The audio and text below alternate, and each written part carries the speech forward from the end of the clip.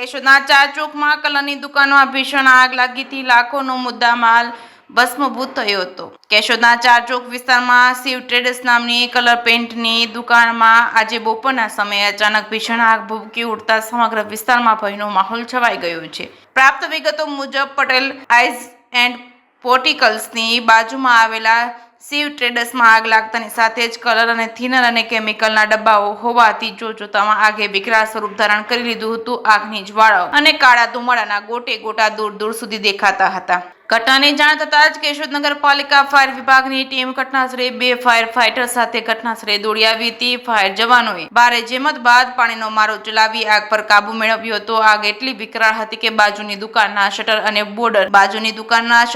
Board પણ કાળા પડી ગયા હતા. ઘટનામાં દુકાનમાં રહેલ કલર અને ડિસ્પેચર અને બ્રશ અને થિનર સહિતના લાખો રૂપિયાનો માલ સામાન બળીને ખાખ થઈ ગયો હતો. સદનસીબે આ ઘટનામાં કોઈ જાનહાની થઈ નથી. આગ લાગવાનું પ્રાથમિક કારણ શોર્ટ સર્કિટ હોવાનું અનુમાન છે.